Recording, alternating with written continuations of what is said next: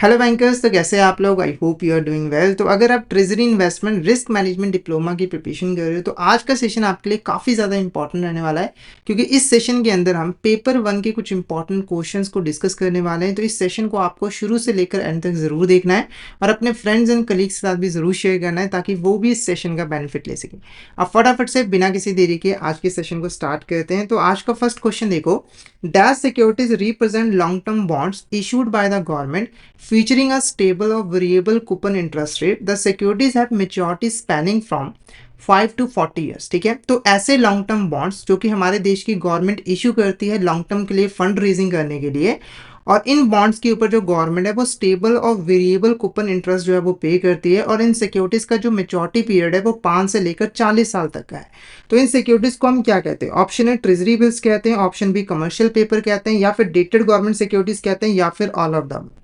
तो फटाफट से इसका आंसर बताइए। इसका आंसर आपको क्या लग रहा है, क्या होगा इसका करेक्ट आंसर? तो इसका जो करेक्ट आंसर है वो है option C, dated government securities is a correct answer. एक चीज मैं आप बता दूं, हमारे देश के अंदर जो सेंट्रल गवर्नमेंट है वही सिर्फ डेटेड गवर्नमेंट सिक्योरिटीज को इशू करती है फंड रेजिंग करने के लिए। ठीक है, नेक्स्ट क्वेश्चन की बात करते हैं।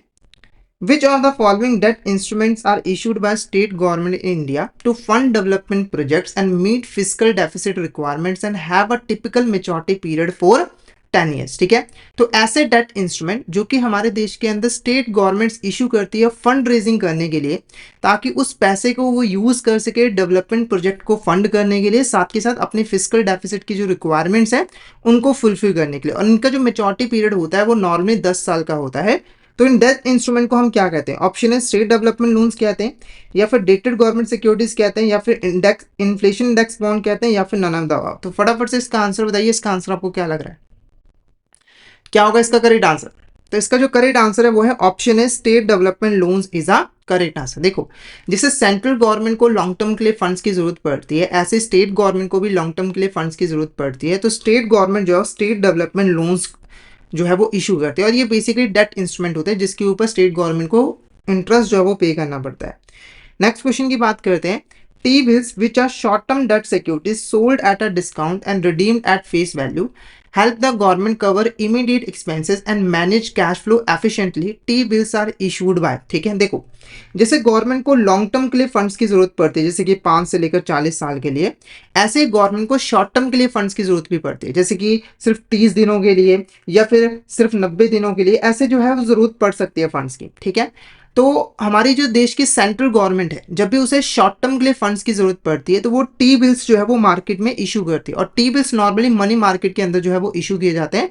टी बिल्स का फुल फॉर्म होता है ट्रेजरी बिल्स। ठीक है, और ये जो टी बिल्स है ना वो हमेशा डिस्काउंट प्राइस पे इशू किए जाते हैं। जैसे अगर टी बिल का फेस वैल्यू 100 रुपये है तो ये कभी भी 100 रुपये पे इशू नहीं किए जाएंगे, बल्कि 90 या फिर 80 ऐसे प्राइस पे इशू किए जाएंगे। पर जब इन्हें रिडीम किया जाता है तो ये फेस वैल्यू पे रिडीम किया जाता है, यानी कि अगर आप इन्वेस्ट करोगे ना तो आप खरीदोगे 80 का, पर जब गवर्नमेंट आपका पैसा वापस करेगी आपको तो पूरे 100 रुपये करेगी, और जो डिफरेंस होगा वो आपका प्रॉफिट हो जाएगा। तो क्वेश्चन पूछ रहा था कि टी बिल्स को कौन इशू करता है, तो मैंने आपको बता ही दिया है, central government is a correct answer. तो हमारी जो सेंट्रल गवर्नमेंट है अगर उसे शॉर्ट टर्म के लिए फंड्स चाहिए, जैसे कि इमीडिएट एक्सपेंसेस को उन्हें कवर करना है, या फिर जो टेम्परेरी कैश फ्लो में मिसमैच आया उसे कवर करना है, तो वो ट्रेजरी बिल्स जो है वो इशू कर सकते हैं। और जो ट्रेजरी बिल्स होते हैं वो नॉर्मली 3 तरह के होते हैं ड्यूरेशन के बेस पर, एक है 91 डे, एक है 182 डे, और एक है 364 डे। क्लियर है? नेक्स्ट क्वेश्चन की बात करते हैं। A corporate bond is a type of debt securities issued by a corporation to raise capital for various business needs such as expansion, operation or refinancing existing debt. Features of bond includes। देखो, जैसे एक government को funds की जरूरत पड़ती है, ऐसे ही जो प्राइवेट सेक्टर होते हैं यानी कि जो कंपनीज होती हैं उन्हें भी फंड्स की जरूरत पड़ती है। तो अगर कोई कॉर्पोरेट है यानी कि कोई कंपनी है, अगर वो फंड रेजिंग करना चाहती है तो वो कॉर्पोरेट बॉन्ड को इशू कर सकती है। ये बेसिकली एक डेट सिक्योरिटी होती है जिसको कॉर्पोरेशंस यानी कि कंपनीज इशू करती हैं ताकि वो कैपिटल रेज कर सके और फंड रेजिंग कर सके, और उसको वेरियस बिजनेस नीड जैसे कि बिजनेस को एक्सपैंड करने, ऑपरेशंस को परफॉर्म करने, और जो एग्जिस्टिंग डेट है उसको रीफाइनेंस करने के लिए यूज कर पाए। तो यहाँ पर क्वेश्चन पूछ रहा है कि बॉन्ड के फीचर्स क्या होते हैं। पहला, issuer of the bond raises capital और फंड्स। बिल्कुल ये फीचर होता है बॉन्ड का। देखो बॉन्ड को इश्यू किस लिए किया जाता है, कैपिटल को रेज करने के लिए या फिर फंड रेजिंग करने के लिए, ठीक है। अगर किसी कंपनी को जरूरत है पैसों की तो वो बॉन्ड इशू कर सकती है मार्केट के अंदर और फंड रेजिंग कर सकती है। तो ये बिल्कुल यहाँ पर फीचर होता है। Fund are raise at certain cost for certain time period, ये भी बिल्कुल करेक्ट है, ये भी फीचर होता है। देखो जो बॉन्ड्स है वो हमेशा एक फिक्स टाइम पीरियड के लिए इशू किया जाता है, जैसे कि 5 साल, ठीक है। और बॉन्ड के ऊपर एक इंटरेस्ट पे किया जाता है। क्या पे किया जाता है, इंटरेस्ट पे किया जाता है। और ये जो इंटरेस्ट है वो बेसिकली कंपनी के लिए कॉस्ट होती है। जैसे अगर मान के चलिए कंपनी ने 5 लाख रुपए फंड रेजिंग की है बॉन्ड को इशू करके, ठीक है, और इसके ऊपर वो 50,000 रुपए इंटरेस्ट पे कर रही है, तो ये उसे एक्स्ट्रा पे करना पड़ रहा है। तो ये फंड रेजिंग करने के बदले में 50,000 रुपए उसकी कॉस्ट आ रही है और ये इंटरेस्ट है, ठीक है। और जो बॉन्ड है एक सर्टेन टाइम पीरियड जैसे कि 5 साल 10 साल के लिए इशू जो है वो किए जाते हैं। Issuer pays back the principal amount on maturity of the bond, ये भी बिल्कुल फीचर होता है। जैसे ही हमारा बॉन्ड मेच्योर हो जाता है, जैसे कि 5 साल पूरे हो जाते हैं, तो जो इश्यूअर है यानी कि जो कंपनी है वो बॉन्ड होल्डर से अपने बॉन्ड वापस ले लेती है और उनका जो भी पैसा होता है वो वापस कर देती है। तो ये सारे के सारे हमारे फीचर्स होते हैं बॉन्ड के, ठीक है। और ये फीचर्स हमारे कॉर्पोरेट बॉन्ड के हैं। नेक्स्ट बात करते हैं, dash represent the amount borrowed by the firm which it promises to repay after a specified period, ठीक है। तो इसका जो आंसर है वो फेस वैल्यू है। फेस वैल्यू क्या होता है, देखो हमारे जो बॉन्ड है उसकी एक एमआरपी होती है, उसकी एक फेस वैल्यू होती है सभी बॉन्ड्स की, ठीक है।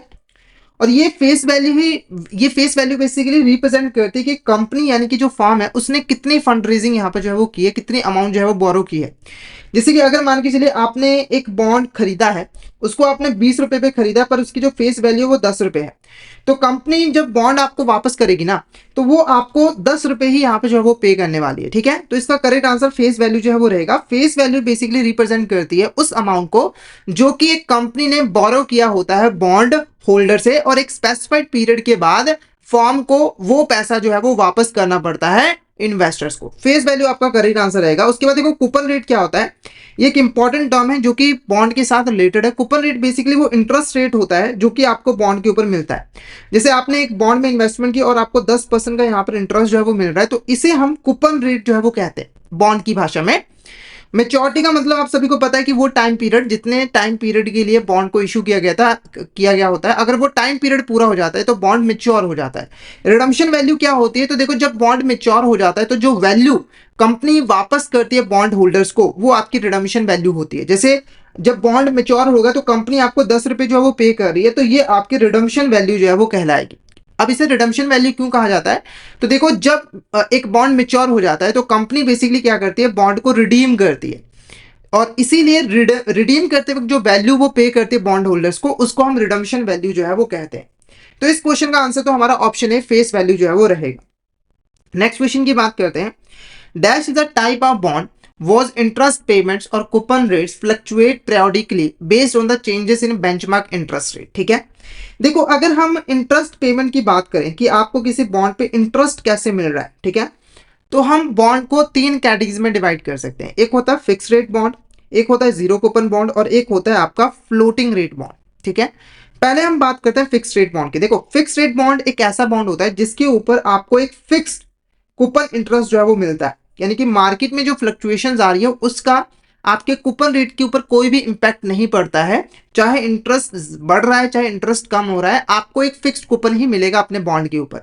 जैसे कि मान के चलिए आपने एक बॉन्ड में इन्वेस्टमेंट की 5 सालों के लिए और 5 सालों तक कंपनी आपको 10% यहाँ पर इंटरेस्ट जो है वो पे करेगी और मार्केट में फ्लक्चुएशंस आने की वजह से ये चेंज नहीं हो रहा है, ये फिक्स ही रह रहा है, तो ये आपका फिक्स रेट बॉन्ड होगा जिसके ऊपर आपको एक फिक्स कूपन रेट जो है वो मिल रहा है। उसके बाद आता है zero coupon bond. Zero coupon bond क्या होता है, देखो जीरो कूपन बॉन्ड एक ऐसा बॉन्ड होता है जिसके ऊपर आपको कोई भी कूपन इंटरेस्ट नहीं मिलता है। अब आप सोचोगे इसमें फिर इन्वेस्टमेंट क्यों करते हैं इन्वेस्टर्स, नॉर्मली देखो जीरो कूपन बॉन्ड जो है वो काफी डिस्काउंट प्राइस पे इशू किए जाते हैं। जैसे कि अगर 100 रुपए का है तो ये 80 रुपए का मिल जाएगा, 70 रुपए का मिल जाएगा।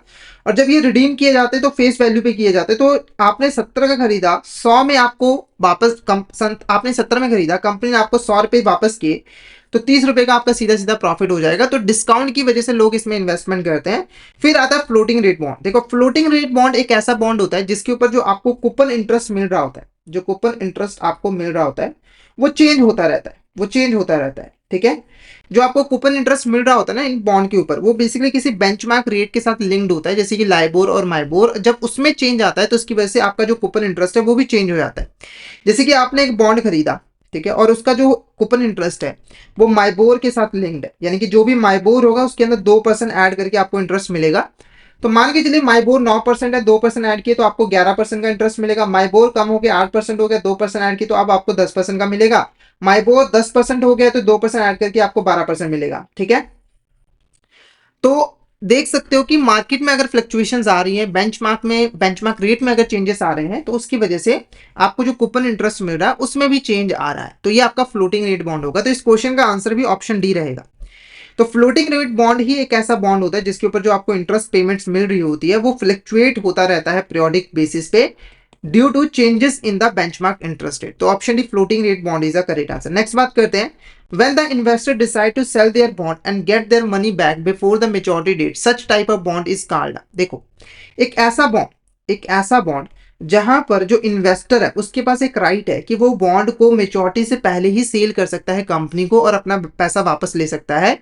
तो इस बॉन्ड को हम क्या कहते हैं? तो देखो, इस बॉन्ड को हम पुटेबल बॉन्ड कहते हैं। क्या कहते हैं? Puttable bond.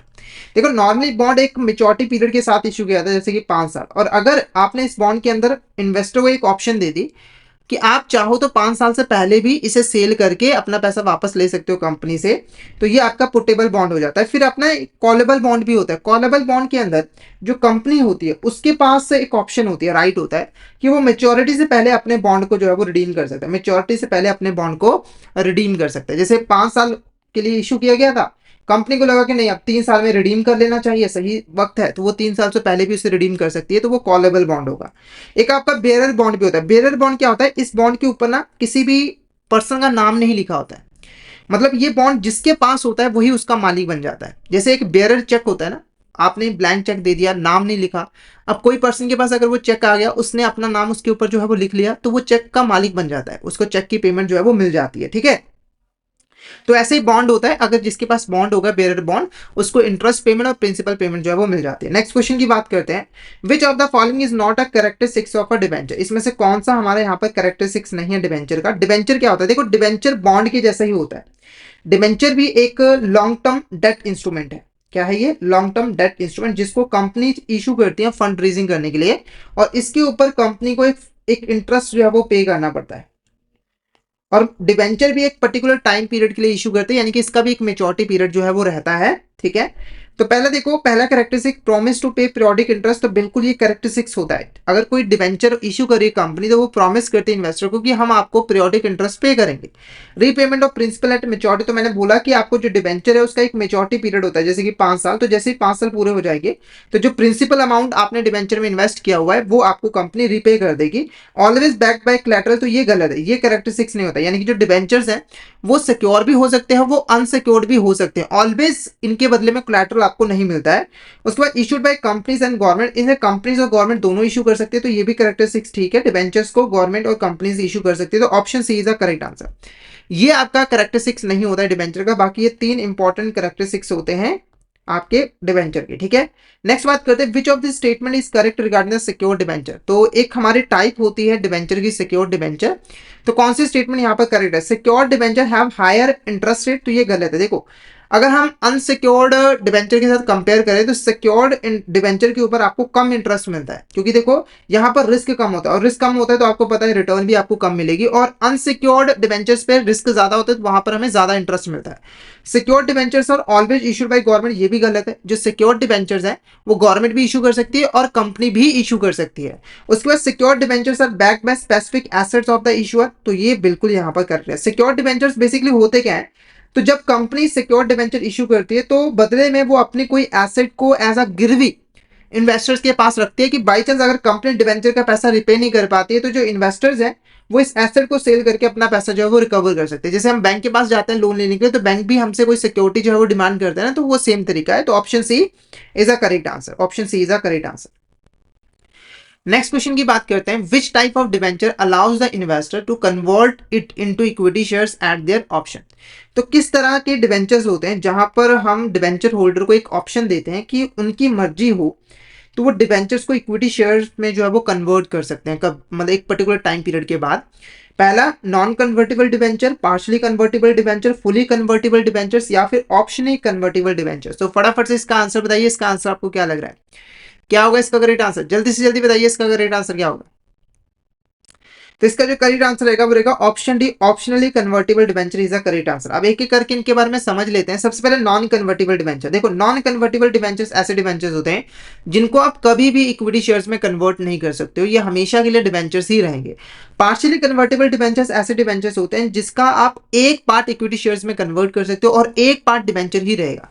जैसे अगर आपके पास मान के चलिए 1000 डिबेंचर्स है, कंपनी ने आपको ऑप्शन दिया है कि आप चाहो तो 500 डिबेंचर्स को इक्विटी शेयर्स में कन्वर्ट कर सकते हो और 500 जो है वो डिबेंचर्स ही रहेंगे।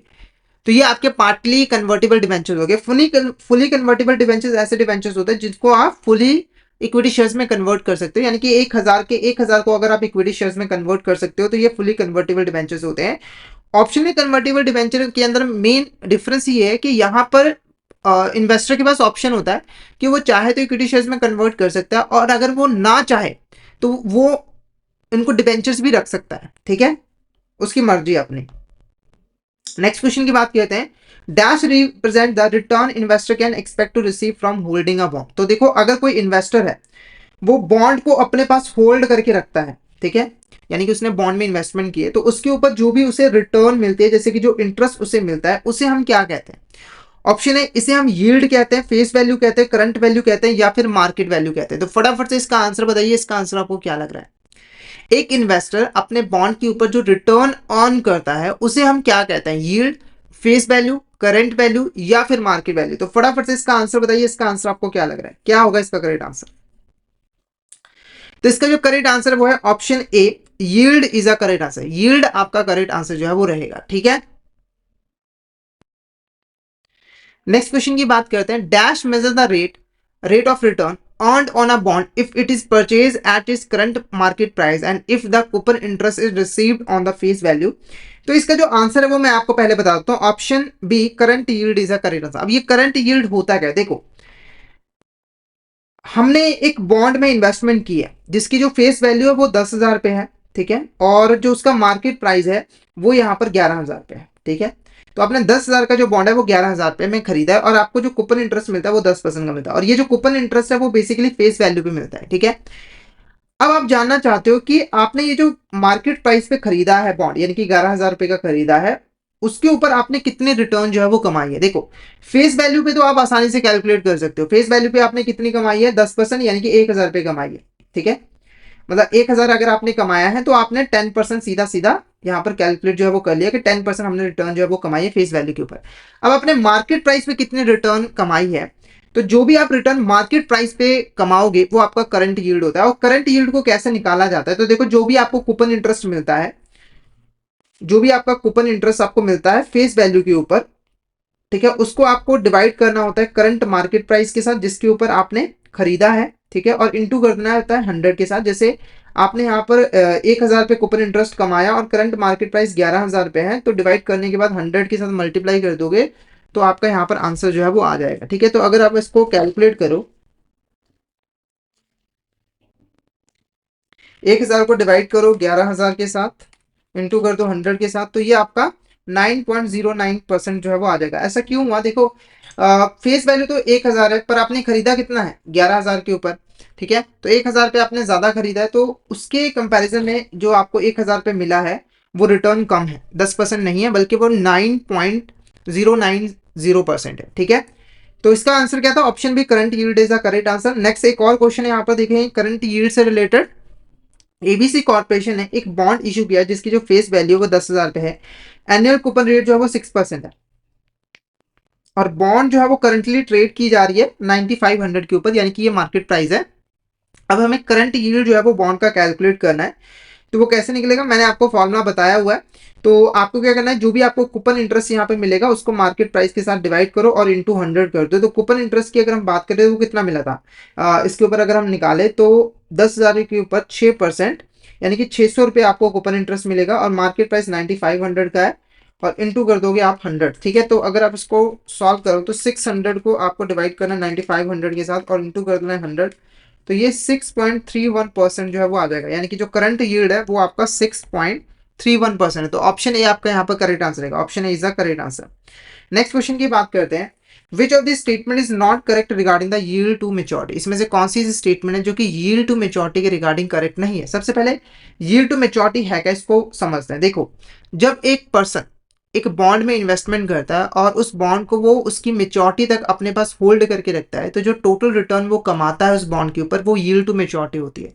जैसे अगर मान के चलिए एक ए पर्सन है, ठीक है, उसने एक बॉन्ड में इन्वेस्टमेंट की है, ठीक है, और ये बॉन्ड का जो मेच्योरिटी पीरियड है वो 5 ईयर्स है, और ए पर्सन ने यहाँ पर 5 सालों तक इस बॉन्ड को अपने पास होल्ड करके रखा, यानी कि मेच्योरिटी पीरियड तक होल्ड करके रखा, और इसने जो टोटल रिटर्न कमाई वो 10% की थी।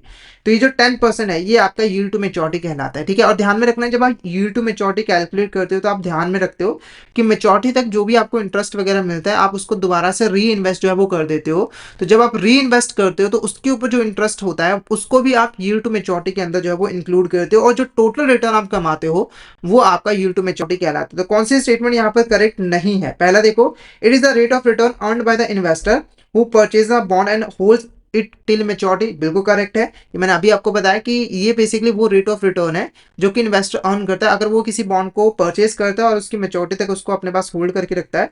It is a discount rate और rate of return which equals the present value of cash flows to the current price और परचेज प्राइस, ये भी बिल्कुल करेक्ट है। देखो, इसको हम एक डिस्काउंट रेट भी कह सकते हैं। जैसे मान के चलिए आपने 10% कमाया, तो ये एक ऐसा डिस्काउंट रेट है जिसके ऊपर अगर आप फ्यूचर कैश फ्लोज को डिस्काउंट करोगे, यानी कि उसकी प्रेजेंट वैल्यू निकालोगे, तो जो बॉन्ड के फ्यूचर कैश फ्लोज की जो प्रेजेंट वैल्यू है वो उसके मार्केट प्राइस की इक्वल हो जाएगी। जैसे अगर आपका जो करंट प्राइस है 9500 है, ठीक है, और 1000 पे आपका यहाँ पर जो है टोटल वैल्यू आपको फ्यूचर में मिलने वाली है, तो अगर आप इसको 10% के साथ डिस्काउंट करोगे तो ये 9500 जो है वो हो जाएगी, ठीक है। तो ऐसा अगर होता है तो ये 10% आपका डिस्काउंट यील्ड टू मेच्योरिटी कहलाएगा, ठीक है। उसके बाद the annual interest rate on market price of bond, तो ये तो गलत है, तो ऑप्शन सी आपका यहाँ पर करेक्ट आंसर रहेगा, क्योंकि ये यील्ड टू मेच्योरिटी के रिगार्डिंग स्टेटमेंट जो है वो करेक्ट नहीं है। तो option C is a correct answer, option C is a correct answer, ठीक है। नेक्स्ट क्वेश्चन की बात करते हैं, consider a 1 lakh par value bond was current market price is 90,000, coupon rate is 10%, has a maturity period of 10 years. What would be the rate of return then investor earns if the purchases the bond and holds it until maturity? तो ये basically हमें यहाँ पर YTM निकालना है। YTM को कैसे निकाला जाता है, तो इसका एक सिंपल सा यहाँ पर फॉर्मूला होता है, YTM is equal to annual interest plus redemption value minus purchase price divided by life of bond, और redeemable value plus purchase price divided by 2 into 100, ठीक है। तो हमें सिर्फ यहाँ पर वैल्यू जो है वो पुट करनी है। सबसे पहले अगर हम एनुअल इंटरेस्ट की बात करें तो एनुअल इंटरेस्ट कितना है, 1 लाख के ऊपर 10%, यानी कि 10,000 पे आपका एनुअल इंटरेस्ट है, ठीक है। उसके बाद नेक्स्ट अगर हम यहाँ पर बात करें, यहाँ पर वैल्यूज पुट करते हैं, तो ये हुआ आपका एनुअल इंटरेस्ट 10,000 पे, ठीक है। उसके बाद इसमें ऐड करना है रिडीमेबल वैल्यू की बात करें तो वो आपका 1 लाख रुपए ही होगा, और जो करंट मार्केट प्राइस है 1 लाख, और जो करंट मार्केट प्राइस है वो 90,000 पे जो है वो रहेगा, ठीक है। फिर इसे आपको लाइफ ऑफ बॉन्ड की अगर हम बात करें तो वो है 10 ईयर्स, 10 के साथ जो है वो डिवाइड कर देना है, ठीक है। फिर इन सभी को आपको रिडीमेबल वैल्यू यानी कि 1 लाख प्लस 90,000, इनको 2 से डिवाइड कर देना। अगर आप इसको सॉल्व करो तो ये आपका कितना होगा, 10,000 प्लस 1 लाख में से 90,000, तो ये 10,000 सीधा सीधा आ गया। अब इसको 10 के साथ यहाँ पे डिवाइड कर देना है, और ये आपका 1,90,000 को 2 के साथ जो है वो डिवाइड कर देना है, ठीक है। तो अगर हम इसको सॉल्व करें तो सबसे पहले देखो यहाँ पर जो वैल्यू आएगी वो तो 1,000 आ जाएगी, ये आ गई 1,000, ठीक है। फिर ऐड करोगे तो ये टोटल वैल्यू कितनी आ गई, 11,000, ठीक है। और 1,90,000 को अगर आप 2 से डिवाइड करोगे तो ये 95,000 आ जाएगा, 95,000, ठीक है। तो आपको 11,000 को डिवाइड करना है 95,000 के साथ, तो ये आपका आंसर कितना आ जाएगा, और इनटू कर देना 100 को मल्टीप्लाई करना है। अगर आप परसेंटेज में निकालना चाहते हो तो 100 के साथ आप मल्टीप्लाई कर दो तो ये 11.57% जो है वो आ जाएगा। कितना आ जाएगा, 11.57%। तो option B is the correct answer. तो ऐसे आप आसानी से वाईटीएम जो है वो कैलकुलेट कर सकते हो। तो अगर आपको यहाँ तक क्लियर हो गया तो एक बार मुझे चैट बॉक्स में बता दीजिएगा, और अगर आपको कोई डाउट आता है तो आप चैट बॉक्स में मैसेज करके पूछ सकते हो, कोई भी डाउट हो किसी भी क्वेश्चन से रिलेटेड या फिर किसी भी टॉपिक से रिलेटेड। और अगर आप सिस्टमैटिक वे में टीआरएम के पेपर 1 की प्रिपरेशन करना चाहते हैं तो आप फटाफट से हमारे कोर्स में एनरोल कर लीजिए, जहां पर हम आपको प्रोवाइड करवाते हैं कॉन्सेप्चुअल वीडियोस, जहां पर हमारा पूरा सिलेबस जो है वो कवर होता है हिंदी और इंग्लिश लैंग्वेज के मिक्स में। इसके अलावा हमको mock test, mega mock test भी देते हैं, जिनकी हेल्प से आप इजीली रिवीजन कर सकते हो, और ये जो हमारी लाइव क्लासेस होती हैं वो आपको रिकॉर्डेड फॉर्म में मिल जाती है।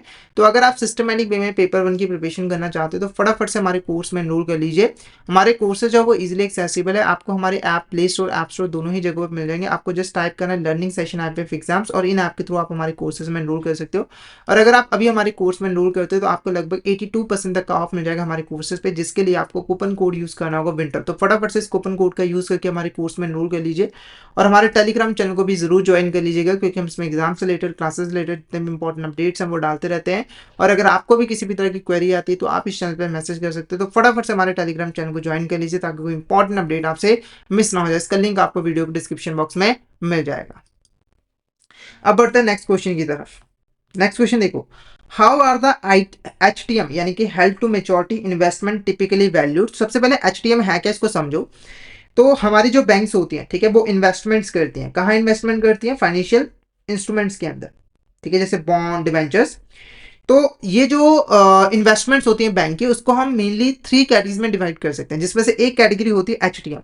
ये वो कैटेगरी होती है जिन इन्वेस्टमेंट्स को बैंक को उनकी मेच्योरिटी तक जो है वो होल्ड करके रखना होता है। नॉर्मली देखो, अगर कोई बॉन्ड है, उसकी मेच्योरिटी पीरियड 5 साल की, और बैंक ने इसमें इन्वेस्टमेंट किया इस इंटेंशन के साथ वो कि 5 सालों तक इसको अपने पास होल्ड करके रखेगा, तो ये आपका HTM कहलाता है। और HTM को वैल्यू कैसे किया जाता है? पहला, मार्केट वैल्यू के ऊपर, एक्विजिशन कॉस्ट के ऊपर, या फिर डिस्काउंटेड कैश फ्लो के ऊपर, या फिर रिडम्पशन वैल्यू के ऊपर। तो फटाफट से इसका आंसर बताइए कि बैंक जो भी HTM में इन्वेस्टमेंट करता है उनकी वैल्यूएशन कैसे की जाती है? मार्केट वैल्यू के ऊपर, एक्विजिशन कॉस्ट के ऊपर, डिस्काउंटेड कैश फ्लो के ऊपर, या फिर रिडम्पशन वैल्यू के ऊपर। फटाफट से इसका आंसर बताइए। इसका आंसर आपको क्या लग रहा है, क्या होगा करेक्ट आंसर? तो इसका जो करेक्ट आंसर रहेगा वो रहेगा option B, at acquisition cost is a correct answer. जैसे एक बैंक है, ठीक है, उसने एक HTM इन्वेस्टमेंट की है, और इन्वेस्टमेंट उसने 50,000 रुपए की है, ठीक है, यानी कि उसने जो सिक्योरिटीज बाय की है वो 50,000 रुपए में बाय की है। तो उस सिक्योरिटीज को एक्वायर करने की कॉस्ट कितनी है? 50,000 रुपए। तो वो 50,000 रुपए के ऊपर उन सिक्योरिटीज को अपनी बुक्स ऑफ अकाउंट के अंदर रिकॉर्ड करेगा, चाहे मार्केट वैल्यू जितनी भी हो, वो मायने नहीं रखती है, ठीक है। उसके बाद देखो next question, what happens to difference between the acquisition cost and redemption value of the HTM investment if the redemption value is lower. देखो, जैसे मैंने आपको बताया कि हम जब बॉन्ड को खरीदते हैं तो वो मार्केट प्राइस के ऊपर खरीदते हैं, ठीक है, और जब बॉन्ड रिपे किया जाता है तो हमेशा फेस वैल्यू रिपे की जाती है, यानी कि जो रिडम्पशन वैल्यू है वो हो सकता है कि मार्केट प्राइस से कम हो। जैसे आपकी जो फेस वैल्यू है वो 100 रुपए है और मार्केट प्राइस 120 रुपए था, तो आपने 120 का खरीदा, ये एक्विजिशन कॉस्ट है, और जो रिडम्पशन की वक्त आपको वैल्यू मिल रही है वो 100 रुपए की मिल रही है, तो 20 रुपए का आपका यहाँ पर सीधा सीधा लॉस हो गया। तो ये जो लॉस है, इसकी ट्रीटमेंट यहाँ पर कैसे जो है वो की जाती है? तो पहला, इसे immediately profit and loss account के अंदर चार्ज कर दिया जाता है, यानी कि रिकॉर्ड कर दिया जाता है, या फिर अकाउंटिंग पर्पसेस के लिए इसे इग्नोर कर दिया जाता है, या फिर इसे रिमेनिंग ईयर्स जो रह गए होते हैं मेच्योरिटी के इन्वेस्टमेंट के, उन ईयर्स के अंदर अमोटाइज किया जाता है, या फिर इसको हम इन्वेस्टमेंट की बुक वैल्यू में इंक्लूड कर लेते हैं।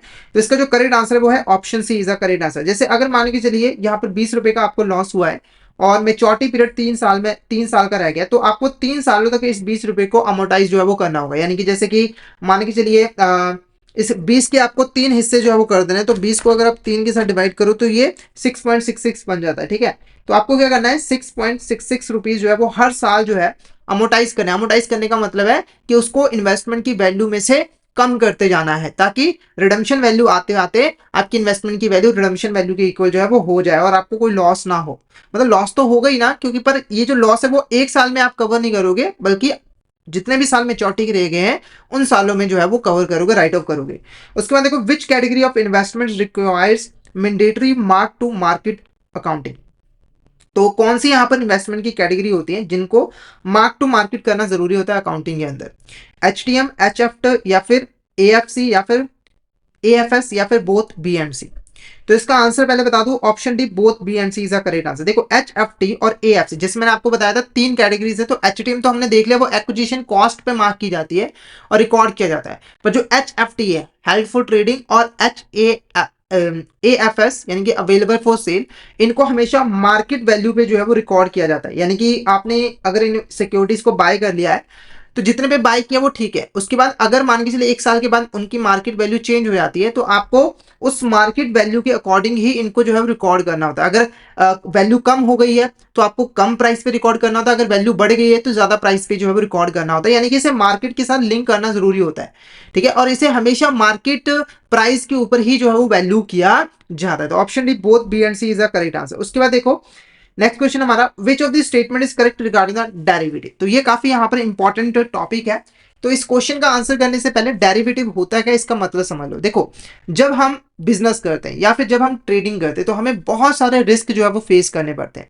जैसे कि एग्जांपल के मान के चलिए, एक एक्सवाइजेड कंपनी है, ठीक है, वो कार बना के मार्केट में सेल करती है। तो एक्सवाइजेड कंपनी ने देखा कि एक कार है जिसकी जो सेल प्राइस है वो 6 लाख रुपए है, और एक्सवाइजेड कंपनी ने प्रॉपर रिसर्च की और पता लगाया कि इस कार को बनाने की जो कॉस्ट है वो 5 लाख रुपए आती है। तो एक्सवाइजेड कंपनी ने सोचा कि वो कार को 5 लाख में बनाएगी, 6 लाख में सेल करेगी और 1 लाख का सीधा सीधा प्रॉफिट जो है हर कार के ऊपर कमाएगी। ठीक है, ये सोचकर उसने 100 कारें जो है वो बना ली।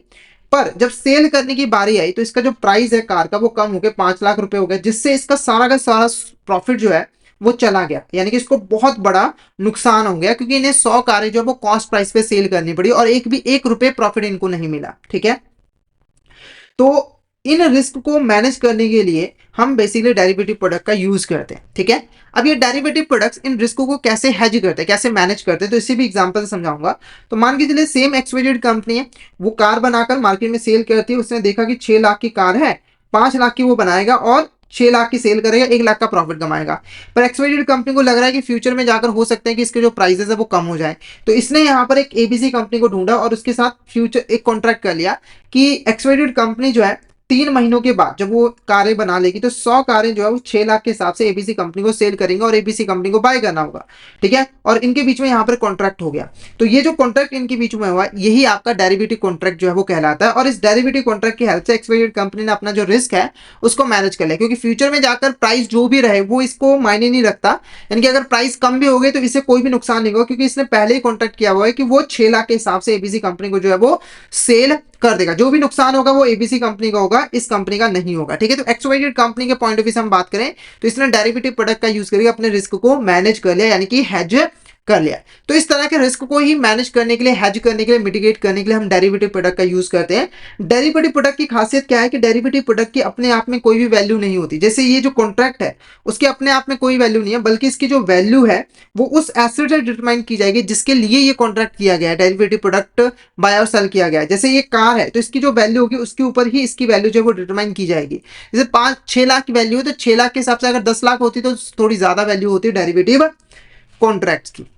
ठीक है, तो अब क्योंकि आप डेरिवेटिव प्रोडक्ट का मतलब जो है वो समझ चुके हो, अब आप आसानी से इस क्वेश्चन का जो है वो आंसर कर सकते हो। तो फर्स्ट ऑप्शन देखो, the derivative do not have any direct value of themselves. तो ये बिल्कुल यहाँ पर स्टेटमेंट करेक्ट है, डेरिवेटिव की खुद की अपनी कोई वैल्यू नहीं होती है। Their value is based on the expected future price movement of the underlying asset. तो ये भी बिल्कुल करेक्ट है। देखो, दो चीजें हैं, एक तो आप किस एसेट के लिए डेरिवेटिव कॉन्ट्रैक्ट कर रहे हो, एक वो, और उस एसेट के प्राइसेस में कितना फ्लक्चुएशंस होने के चांसेस है वो। इन दोनों के बिहार पर डेरिवेटिव प्रोडक्ट की वैल्यू जो है वो डिटरमाइन की जाती है।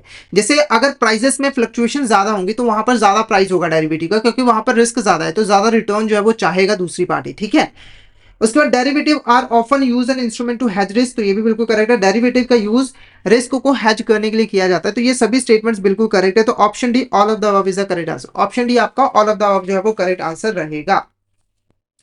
नेक्स्ट क्वेश्चन की बात करें, विच of these is not a function of derivative product. इसमें से कौन सा ऐसा फंक्शन है जो कि डेरिवेटिव प्रोडक्ट का फंक्शन नहीं होता है। पहला, derivative manages mitigate risk associated with price fluctuations in the underlying asset. तो ये बिल्कुल करेक्ट है।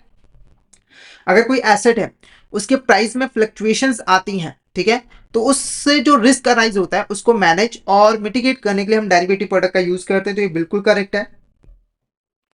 उसके बाद derivative help in transferring risk from risk adverse people to risk oriented people. तो ये भी बिल्कुल करेक्ट है। देखो, बेसिकली जो एक्सवाइजेड कंपनी थी और ये जो एबीसी कंपनी थी, ठीक है, तो ये एक रिस्क एडवर्स कंपनी थी जिसको रिस्क लेना पसंद नहीं है, और ये एक यहाँ पर रिस्क ओरिएंटेड कंपनी है जिसे रिस्क लेना पसंद है। तो हमने बेसिकली यहाँ से रिस्क को ट्रांसफर कर दिया यहाँ पर, यानी कि रिस्क एडवर्स पीपल से रिस्क को ट्रांसफर कर दिया रिस्क ओरिएंटेड पीपल पे, ताकि दोनों की जो नीड्स है वो फुलफिल हो जाए। तो ये हम डेरिवेटिव प्रोडक्ट की हेल्प से वो कर सकते हैं। उसके बाद जो डेरिवेटिव होते हैं वो बेसिकली कैपिटल रेस करने के लिए यूज किए जाते हैं। तो ये स्टेटमेंट गलत है, ये स्टेटमेंट गलत है। देखो, डेरिवेटिव प्रोडक्ट का यूज कैपिटल रेजिंग के लिए नहीं किया जाता, उसके लिए बहुत सारे इंस्ट्रूमेंट अवेलेबल हैं जैसे कि डिवेंचर, बॉन्ड, इक्विटी शेयर्स। पर डेरिवेटिव का यूज बेसिकली रिस्क को हेज करने के लिए, मैनेज करने के लिए जो है वो किया जाता है। उसके बाद derivative improve the liquidity of the underlying instrument. तो ये भी यहाँ पर बिल्कुल करेक्ट है। देखो, जब आप डेरिवेटिव कॉन्ट्रैक्ट कर लेते हो, जैसे एक्सवाइजेड कंपनी ने एबीसी की कंपनी के साथ जब कॉन्ट्रैक्ट कर लिया तो वो जो कार ये बनाती है, यानी कि जो एसेट है उसकी लिक्विडिटी इंप्रूव हो गई, क्योंकि जब 3 महीने होंगे तो इसे बायर को ढूंढने की जरूरत नहीं, क्योंकि इसने पहले ही कॉन्ट्रैक्ट कर रखा है, तो वो आसानी से जाकर एबीसी कंपनी को ये सारी कारें जो है वो सेल कर देगा और उन्हें कैश में कन्वर्ट जो है वो कर देगा। ठीक है, तो हमारा करेक्ट आंसर क्या रहेगा? Option C is the correct answer, क्योंकि जो तीसरी स्टेटमेंट है वो यहाँ पर करेक्ट नहीं है, यानी कि ये फंक्शन नहीं होता डेरिवेटिव प्रोडक्ट का, बाकी सारे फंक्शंस होते हैं डेरिवेटिव प्रोडक्ट के। तो option C is the correct answer. Next question की बात करते हैं। The derivative market is a financial market place where derivative which are financial contract was value is drive from underlying asset और index और trade. Types of derivative market इनको देखो। Derivative market एक ऐसी मार्केट होती है जहां पर डेरिवेटिव प्रोडक्ट्स का ट्रेड किया जाता है, उसे बाय और सेल किया जाता है। तो जो हमारे डेरिवेटिव मार्केट्स होते हैं उसको हम ब्रॉडली टू कैटेगरीज में डिवाइड कर सकते हैं। एक होता है एक्सचेंज ट्रेडेड डेरिवेटिव और एक होता है ओवर द काउंटर डेरिवेटिव। तो इसका जो आंसर है वो पहले बता दूं, option A is the correct answer. ठीक है, अब ये होते क्या है, पहले अगर हम एक्सचेंज ट्रेडेड डेरिवेटिव की बात करें तो देखो ये एक ऐसी मार्केट होती है जहां पर अगर आप डेरिवेटिव का ट्रेड करना चाहते हो, डेरिवेटिव प्रोडक्ट को बाय और सेल करना चाहते हो, तो वो आप एक एक्सचेंज के थ्रू ही कर सकते हो। जैसे एक स्टॉक एक्सचेंज होता है ना, कि आपने अगर लिस्टेड सिक्योरिटीज को बाय करना है तो वो आप स्टॉक एक्सचेंज के थ्रू ही कर सकते हो। ठीक है, तो सेम चीज यहां पर भी एप्लीकेबल होता है। तो डेरिवेटिव प्रोडक्ट के लिए भी एक्सचेंज जो है वो बनाया जाता है जहां पर जाकर आप डेरिवेटिव प्रोडक्ट को बाय और सेल कर सकते हो। और ध्यान में रखना है कि जब आप एक्सचेंज ट्रेड डेरिवेटिव में डील करते हो तो वहां पर आपको एक एक्सचेंज के मेंबर की जरूरत होती है एज अ इंटरमीडियरी, और वो जो है बाय और सेल जो है वो करवाता है। उसके बाद है over the counter derivative. Over the counter derivative के अंदर किसी भी थर्ड पार्टी की जरूरत नहीं होती है, ना ही एक्सचेंज की जरूरत होती है, बल्कि दो पार्टीज आपस में मिलकर, जैसे ए और बी है, ये आपस में मिलकर जो है वो कॉन्ट्रैक्ट जो है वो कर लेते हैं। ठीक है, अब देखो क्या होता है ना कि जो ओवर द काउंटर डेरिवेटिव है वहां पर कोई एक्सचेंज इन्वॉल्व नहीं है, तो वहां पर पहले से कोई रूल्स एंड रेगुलेशंस नहीं बनाए गए हैं, ना ही कोई स्टैंडर्डाइज साइज यहाँ पर जो है वो डिटरमाइन किया गया है कॉन्ट्रैक्ट का, ना ही मेच्योरिटी पीरियड डिटरमाइन किया है। तो ये कॉन्ट्रैक्ट काफी कस्टमाइज होते हैं, यानी कि दोनों पार्टीज अपनी नीड्स के अकॉर्डिंग जो है कॉन्ट्रैक्ट को बनाते हैं और डेरिवेटिव प्रोडक्ट को बाय और सेल जो है वो करते हैं। पर जो एक्सचेंज ट्रेडेड डेरिवेटिव होते हैं वो बेसिकली स्टैंडर्डाइज कॉन्ट्रैक्ट होते हैं, वहां पर जो रूल्स एंड रेगुलेशन है, जो टर्म एंड कंडीशन है, वो पहले से ही फिक्स जो है वो की गई होती है, और उनके अंदर रहते हुए ही आप डेरिवेटिव प्रोडक्ट्स का ट्रेड करते हो, उसे बाय और सेल जो है वो करते हो। ठीक है, नेक्स्ट क्वेश्चन की बात करते हैं।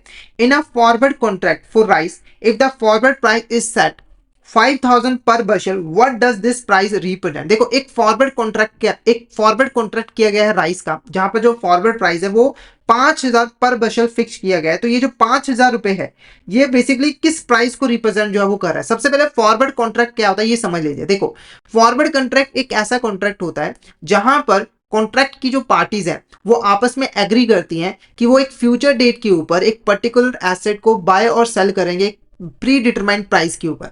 जैसे मान के चलिए एक यहाँ पर ए पर्सन और बी पर्सन है। ठीक है, तो ए और बी पर्सन के बीच में कॉन्ट्रैक्ट हुआ है कि जो ए पर्सन है वो राइस उगाएगा, ठीक है, और बी पर्सन जो है वो 6 महीनों के बाद इस राइस को जो है 5000 पर बशल के रेट के ऊपर जो है वो बाय कर लेगा। ठीक है, तो ये जो इनके बीच में कॉन्ट्रैक्ट हुआ है इसे हम फॉरवर्ड कॉन्ट्रैक्ट कहेंगे, क्योंकि देखो पार्टीज आपस में एग्री कर रही है कि वो पर्टिकुलर एसेट को एक फ्यूचर डेट जो कि 6 महीने के बाद है बाय और सेल करेंगे एक प्री डिटरमाइंड प्राइस के ऊपर जो कि 5000 रुपए है। ठीक है, तो इनके बीच में जो कॉन्ट्रैक्ट हुआ है वो आपका फॉरवर्ड कॉन्ट्रैक्ट जो है वो कहलाएगा। ठीक है, और यहाँ पर इन दोनों पार्टीज की यहाँ पर ऑब्लिगेशंस होती है कि इन्हें अपनी जो रिस्पॉन्सिबिलिटीज है उसको फुलफिल जो है वो करना पड़ेगा। तो ये जो 5000 रुपए है ये बेसिकली फॉरवर्ड प्राइस होता है, और ये वो प्राइस होता है जिस प्राइस के ऊपर फ्यूचर में जाकर एसेट को बाय और सेल जो है वो किया जाता है। तो करेक्ट आंसर इसका रहेगा option B is the correct answer. तो ये जो 5000 पर बशल प्राइस है ये बेसिकली एक ऐसा प्राइस है जिसके ऊपर राइस को फ्यूचर डेट के ऊपर बाय और सोल्ड जो है वो किया जाएगा दोनों पार्टीज के द्वारा। तो ऑप्शन बी करेक्ट आंसर रहेगा। बाकी ऑप्शन देख लो, the price at which rice is currently trading in the market, ये तो मार्केट प्राइस हो गया, और the price at which the rice will be delivered immediately, तो ये तो है ही नहीं कि राइस हम इमीडिएटली डिलीवर नहीं करते हैं। ठीक है, नेक्स्ट क्वेश्चन की हम बात करते हैं। Dash contract is a standardized legal agreement to buy और sell specific commodity, financial instrument or asset at a predetermined price on a specified future date. These contracts are traded on organized exchange and are used by investor for hedging and speculative purposes. ठीक है, तो इसका जो answer है वो है future contract. देखो जो आपका फॉरवर्ड कॉन्ट्रैक्ट होता है ना वो ओवर द काउंटर डेरिवेटिव होता है, यानी कि आपको अगर फॉरवर्ड कॉन्ट्रैक्ट करना है तो दो पार्टीज आपस में बैठ के फॉरवर्ड कॉन्ट्रैक्ट जो है वो कर सकते हैं, उन्हें किसी एक्सचेंज में जाने की जरूरत नहीं होती। पर फ्यूचर कॉन्ट्रैक्ट ऐसे फॉरवर्ड कॉन्ट्रैक्ट होते हैं जिनको आप सिर्फ और सिर्फ एक्सचेंज के थ्रू ही ट्रेड जो है वो कर सकते हो। यानी कि जो फ्यूचर कॉन्ट्रैक्ट होते हैं उनको आप एक एक्सचेंज के थ्रू ही बाय और सेल जो है वो कर सकते हो, और ये जो कॉन्ट्रैक्ट्स होते हैं वो ऑर्गेनाइज एक्सचेंज के थ्रू ही कंडक्ट किए जाते हैं और प्रॉपर रूल्स एंड रेगुलेशंस को फॉलो करते हुए जो है वो कंडक्ट किए जाते हैं, ठीक है। और इन्वेस्टर इनको हैजिंग और स्पेकुलेटिव पर्पसेस के लिए यूज करते हैं। तो ऑप्शन बी फ्यूचर कॉन्ट्रैक्ट आपका यहाँ पर करेक्ट आंसर जो है वो रहेगा। तो सेम चीज है, देखो यहाँ पर भी सेम चीज होती है कि दो पार्टीज आपस में एग्री करती है कि वो एक फ्यूचर डेट के ऊपर एक पर्टिकुलर एसेट को एक प्री डिटरमाइंड प्राइस पे बाय और सेल जो है वो करेंगे। तो option B future contract is a correct answer, ठीक है। बस डिफरेंस समझ में आ गया होगा, फॉरवर्ड ओवर द काउंटर है, ये एक्सचेंज ट्रेडेड डेरिवेटिव है, ठीक है। उसके बाद देखो the option contract is an important type of derivative product which of the statement is not defined option contract. सबसे पहले यहाँ पर हमें ऑप्शन कॉन्ट्रैक्ट का मीनिंग समझना होगा, तब आप इस क्वेश्चन का आंसर कर पाओगे। ऑप्शन कॉन्ट्रैक्ट को हम एक सिंपल से एग्जांपल की हेल्प से समझेंगे। तो मान के चलिए यहाँ पर एक ए पर्सन है और यहाँ पर एक बी पर्सन है, ठीक है। तो ए पर्सन के पास ना 10,000 यूएसडी डॉलर है, ठीक है, और इसने बी के साथ यहां पर कॉन्ट्रैक्ट किया कि वो जो है बी को 6 महीनों के बाद 80 रुपए के हिसाब से यूएसडी डॉलर जो है वो सेल करेगा, यानी कि $1 के बदले में 80 रुपए जो है वो लेगा बी पर्सन से। तो बी ने यहां पर कॉन्ट्रैक्ट कर लिया, ठीक है। तो इस कॉन्ट्रैक्ट के अंदर जो ये ए है ये है बायर जिसने इस ऑप्शन कॉन्ट्रैक्ट को बाय किया, और ये बी जो है वो है सेलर जिसने इस ऑप्शन कॉन्ट्रैक्ट को सेल किया है। क्लियर है, ठीक है। अब ये जो बायर है इसके पास एक ऑप्शन है, क्या ऑप्शन है कि इसने ये जो कॉन्ट्रैक्ट किया है ना बी के साथ, टाइम आने पर ये इस कॉन्ट्रैक्ट को पूरा कर भी सकता है और चाहे तो पूरा करने से मना भी कर सकता है। यानी कि अगर इसको लग रहा है कि फ्यूचर में जाकर, मान के चलिए जो फ्यूचर में जाकर प्राइसेस जो है वो मार्केट में बढ़ गए हैं, 82 रुपीज है, तो अगर आप ये 80 रुपए पे सेल करेंगे तो इससे लॉस होगा, तो ये बी को क्या कर देगा, बाय बाय कर देगा, यानी कि मैं आपको नहीं सेल करूंगा, मैं मार्केट में जाकर सेल करूंगा, ज्यादा प्रॉफिट कमाऊंगा। तो ये ऑप्शन इसके पास जो है वो अवेलेबल है, पर सेलर के पास ये ऑप्शन नहीं है। अगर ए पर्सन ने बी को कह दिया कि आप मुझसे खरीदिए तो इसे ये खरीदना ही पड़ेगा। तो ये जो कॉन्ट्रैक्ट होता है वो ऑप्शन कॉन्ट्रैक्ट होता है। तो आप देख सकते हो कि ये फॉरवर्ड कॉन्ट्रैक्ट के जैसे ही है, यानी कि दो पार्टीज आपस में एग्री करें कि वो फ्यूचर डेट के ऊपर एक प्री डिटरमाइंड प्राइस के ऊपर एक पर्टिकुलर एसेट को बाय और सेल करेंगे। पर डिफरेंस क्या है कि जो बायर है उसके पास ऑप्शन है कि वो इस कॉन्ट्रैक्ट को पूरा कर भी सकता है और पूरा करने से मना भी कर सकता है। पर फॉरवर्ड कॉन्ट्रैक्ट के केस में ऐसा नहीं होता है, दोनों पार्टीज को कॉन्ट्रैक्ट पूरा करना ही पड़ता है, ठीक है। तो अब यहां पर आप इस क्वेश्चन का आंसर कर सकते हो कि कौन सी स्टेटमेंट यहां पर ऑप्शन कॉन्ट्रैक्ट को डिफाइन नहीं कर रही है। Option contract grant the buyer right to buy और sell an underlying asset on a predetermined price, बिल्कुल करेक्ट है कि बायर के पास एक ऑप्शन होता है कि वो यहां पर एक पर्टिकुलर एसेट को बाय और सेल जो है वो कर सकती है एक फ्यूचर डेट के ऊपर प्रीडिटरमाइंड प्राइस के ऊपर सेलर को, ठीक है। सेलर के पास ये ऑप्शन नहीं होता है। Option contract obligate the buyer to buy और सेल द अंडरलाइंग एसेट, तो ये गलत है, ऑब्लिगेशन नहीं होती है, ये राइट होता है, सिर्फ यहां पर राइट होता है, यानी कि ऑप्शन होता है, ये ऑब्लिगेशन नहीं होती है। चाहे तो बायर मना भी कर सकता है, उसके लिए कंपलसरी नहीं होता है। उसके बाद राइट टू बाय और sell underlying asset must be exercised by buyer within predetermined period, ये भी करेक्ट है। जो ऑप्शन कॉन्ट्रैक्ट है वो एक प्री डिटरमाइंड पीरियड के लिए जो है वो किया जाता है, यानी कि हमेशा के लिए जो बायर है वो नहीं कहेगा कि मैं जब चाहे मेरा मन करेगा तब मैं ऑप्शन को एक्सरसाइज करूंगा, ऐसा नहीं होता है। This serves purposes such as hedging against risk, speculating on price movements और जनरेटिंग इनकम, बिल्कुल करेक्ट है। रिस्क को मतलब कि रिस्क को हेज करने के लिए, प्राइस मूवमेंट्स के ऊपर स्पेकुलेशन करने के, प्रॉफिट कमाने के लिए और इनकम जनरेट करने के लिए इनका यूज जो है वो किया जाता है। तो करेक्ट आंसर क्या रहेगा, option B is the correct answer. ये जो स्टेटमेंट है वो डिफाइन नहीं करती, बाकी तीन स्टेटमेंट बहुत अच्छे तरीके से ऑप्शन कॉन्ट्रैक्ट को डिफाइन जो है वो करती है, ठीक है। नेक्स्ट क्वेश्चन की बात करते हैं। Imagine you are interested in purchasing shares of company XYZ which are currently trading at 50 per share. You believe that stock price will be rise in near future, so you buy option contract expiring in 3 months for a premium of 2 per share.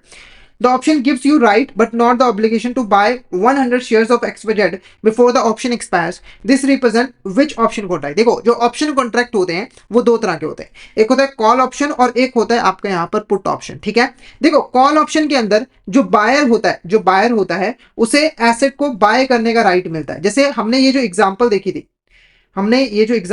थी ए और B के बीच में, देखो यहां पर क्या हो रहा है कि जो ए पर्सन है वो यहां पर सेल करेगा, ये क्या करेगा, यूएसडी डॉलर को सेल करेगा, ठीक है। तो यहां पर क्या हो रहा है कि सेलिंग का राइट मिल रहा है, तो ये पुट ऑप्शन है, क्या है यहां पर पुट ऑप्शन। पर अगर बाय करने का राइट मिलता तो वो आपका कॉल ऑप्शन होता है। जैसे यहां पर क्या हो रहा है, यहां पर एक चीज नोटिस करो कि जो पर्सन है जैसे आप हो गए, तो आपके पास एक राइट है कि आप फ्यूचर में जाकर एक्सवाइजेड कंपनी के 100 शेयर्स को बाय कर सकते हो एक प्री डिटरमाइंड प्राइस के ऊपर। तो ये जो ऑप्शन है आपके पास, ये आपका कॉल ऑप्शन होगा, जहां पर आपको एसेट को बाय करने का राइट मिलेगा। ठीक है, आप सामने वाले पर्सन से बाय कर सकते हो।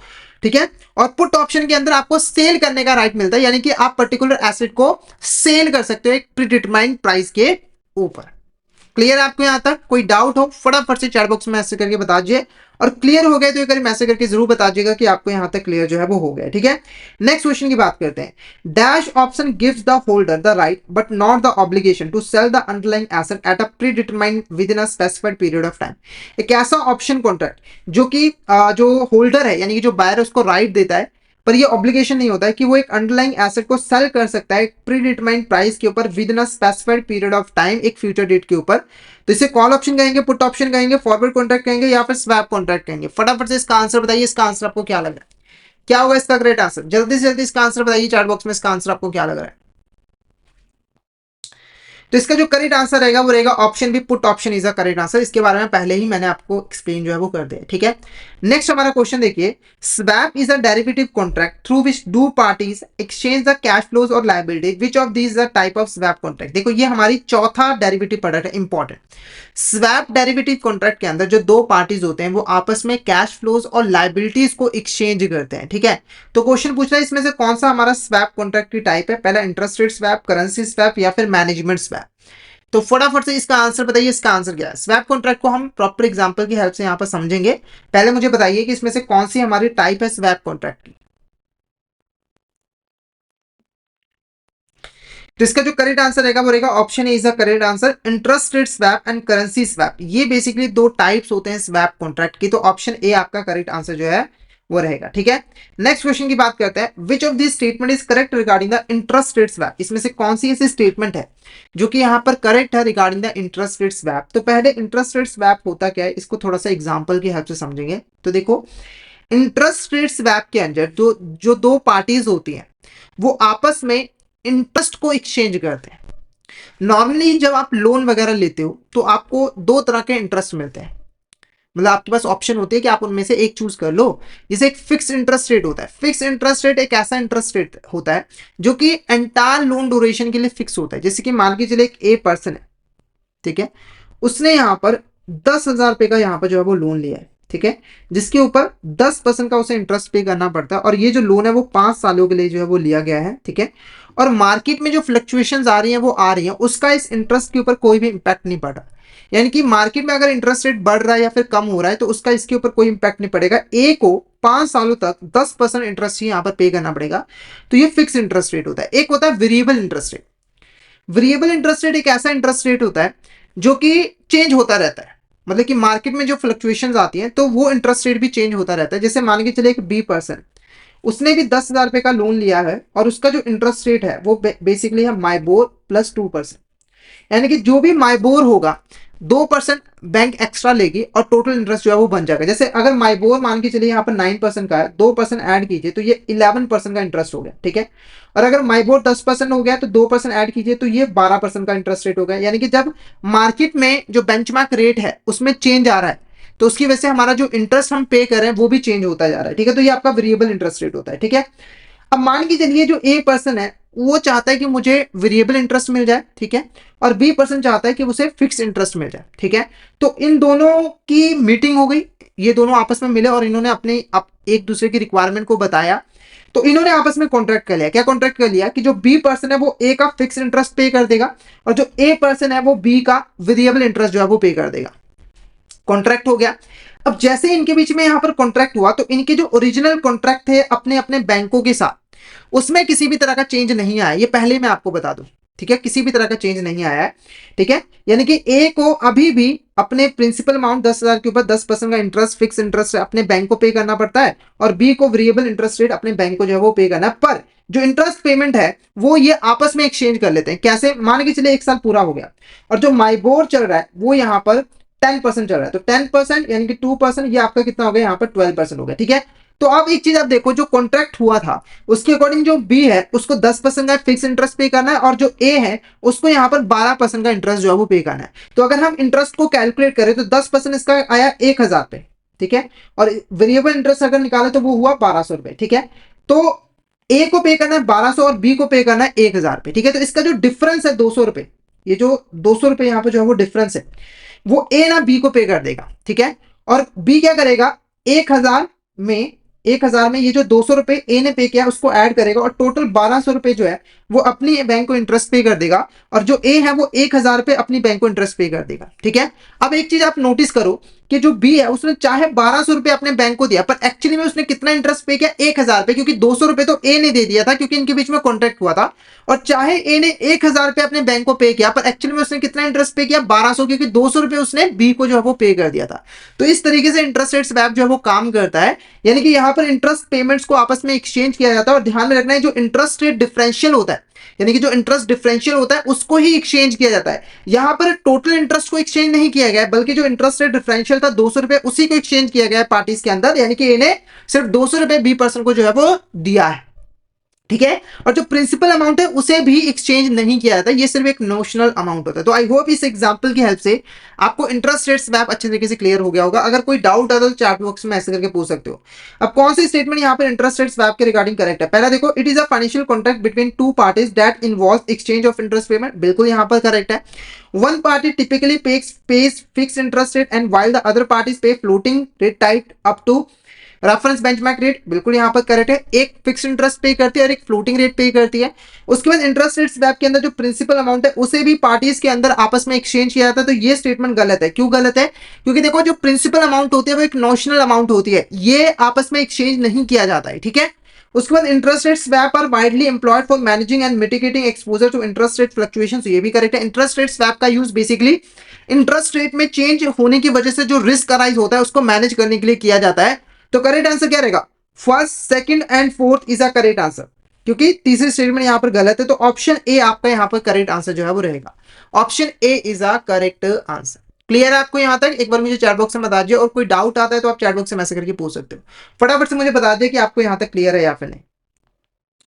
नेक्स्ट जो हमारा क्वेश्चन है वो बेसिकली करेंसी स्वैप से रिलेटेड है, ठीक है। तो पहले क्वेश्चन को सॉल्व करने से पहले हमारा जो मेथड है कि हम पहले मीनिंग समझेंगे फिर क्वेश्चन को सॉल्व करेंगे।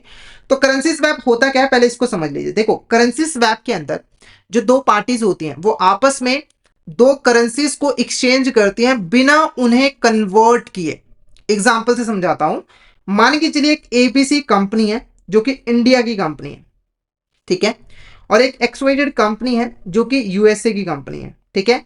एबीसी कंपनी की एक सब्सिडरी है ए जो कि यूएसए के अंदर काम करती है, और एक्सवाइजेड कंपनी की एक सब्सिडरी है एक्स जो कि इंडिया के अंदर काम करती है, ठीक है। अब इन दोनों पेरेंट कंपनी को अपनी अपनी सब्सिडरी को फंडिंग देनी है। तो मान के चलिए जो यूएस आईएनआर का जो रेट चल रहा है वो चल रहा है 80 रुपीज, ठीक है। तो मान के चलिए जो फंडिंग है वो यहां पर 80 लाख रुपए की है, ठीक है। तो इसे 80 लाख रुपीज जो है वो अपनी सब्सिडी को देने हैं, और इसको 80 लाख रुपीज यानी कि $1 लाख जो है वो यहां पर अपनी सब्सिडी को जो है वो देने हैं, ठीक है। तो अब दिक्कत क्या आ रही है इनके सामने, अगर ये करेंसी को एक्सचेंज करते हैं यानी कि कन्वर्ट करते हैं एक्सचेंज रेट की हेल्प से, तो वहां पर एक्सचेंज रेट में जो फ्लक्चुएशन आती है उसकी वजह से इनको लॉस हो सकता है। यानी कि अगर ये पहले क्या करे, रुपीज ले उनको डॉलर्स में कन्वर्ट करे फिर भेजे, तो यहाँ पर जो एक्सचेंज रेट में फ्लक्चुएशंस आता है कम या ज्यादा होता है, इसकी वजह से लॉस होता है, हो सकता है। सेम चीज यहाँ पर एप्लीकेबल होती है कि अगर यूएसए वाले $1 लाख को रुपीज में कन्वर्ट करे फिर भेजे, तो वहां पर भी एक्सचेंज रेट फ्लक्चुएशन का रिस्क होता है। उसके बाद दूसरा तरीका क्या है कि ये लोन ले ले, जैसे ये जो यूएसए की सब्सिडरी है ये इंडिया के अंदर लोन ले ले, और जो एबीसी कंपनी की सब्सिडरी है वो यूएसए के अंदर लोन ले ले। यहां पर भी दिक्कत है। क्या दिक्कत है कि यहां पर इनको लोन महंगा मिलेगा, क्योंकि देखो ये एक फॉरेन कंपनी की सब्सिडरी है। तो हमारी जो इंडियन बैंक्स होंगी वो अपने होम कंपनीज हैं, जो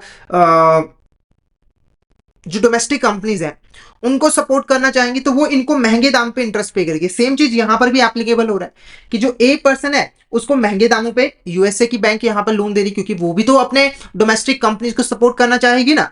तो यहां पर दिक्कत को सॉल्व करने के लिए इन्होंने आपस में किया कॉन्ट्रैक्ट। क्या कॉन्ट्रैक्ट किया कि जो एबीसी कंपनी है वो 80 लाख रुपए का लोन लेगी, 80 लाख रुपए का लोन लेगी और इंडिया के अंदर लेगी, ठीक है, क्योंकि इसको सस्ते दामों पे लोन मिल जाएगा, और जो एक्स सब्सिडरी है यूएसए की एक्सवाइजेड कंपनी की उसे पैसे दे देगी, ठीक है। और जो यूएसए की जो कंपनी एक्सवाइजेड वो $1 लाख का लोन देगी और जो फंडिंग है वो ए सब्सिडरी को जो है वो प्रोवाइड कर देगी।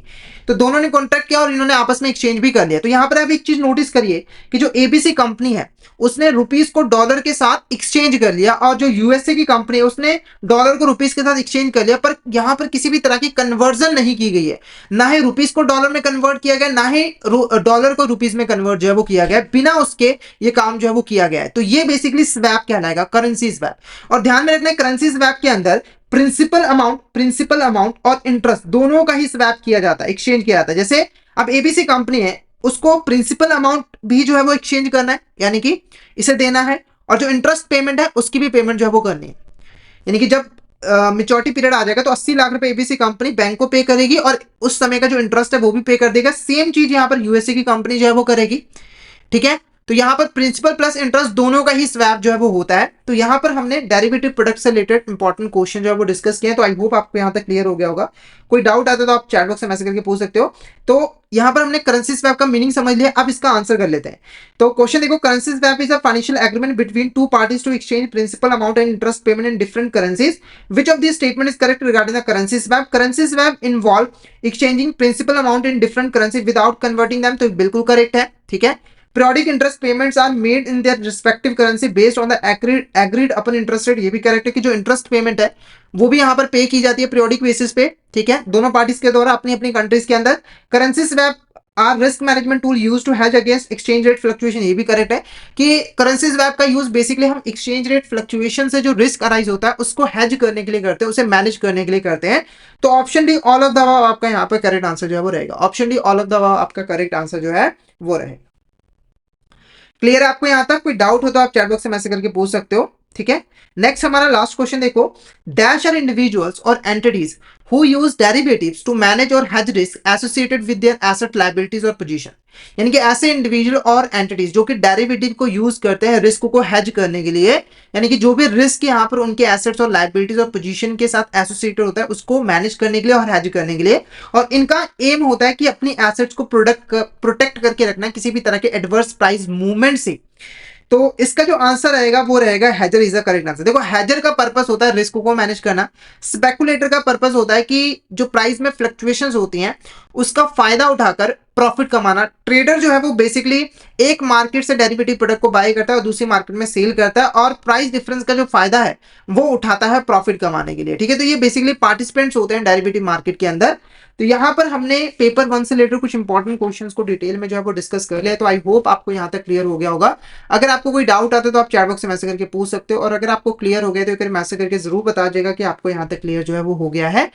तो और हमारे कोर्सेज को अगर आप एनरोल करना चाहते हो तो हमारे कोर्सेज को भी जरूर जो है वो एनरोल कर लीजिएगा। अभी हमारे कोर्सेज के ऊपर बहुत ज़्यादा डिस्काउंट चल रहा है, 82% तक का डिस्काउंट मिल रहा है और ये ऑफर लिमिटेड पीरियड के लिए। तो जल्दी से जल्दी हमारे कोर्सेज को एनरोल जो है वो कर लीजिए। और जो कंसेप्चुअल वीडियोज़ हैं इस कोर्सेज के, मतलब कि इस पेपर 1 के, उसकी जो प्ले लिस्ट है वो आपको हमारे यूट्यूब चैनल पर मिल जाएगी। वहां पर जाकर एक बारी उन वीडियोस को भी जरूर जो है वो गो थ्रू कर लीजिएगा ताकि आपकी जो कंसेप्ट है वो अच्छे तरीके से क्लियर जो है वो हो जाए। ठीक है, तो आज का सेशन हम यहीं पे ओवर करते हैं। अगर आपको आज का सेशन अच्छा लगा तो सेशन को लाइक कर देना, हमारे चैनल को सब्सक्राइब कर देना और शेयर जरूर कर देना अपने फ्रेंड्स के साथ, कलीग्स के साथ, ताकि वो भी इस सेशन का बेनिफिट जो है वो ले सके। तो आज के लिए इतना ही, मिलते हैं नेक्स्ट क्लास में। Thank you so much everyone.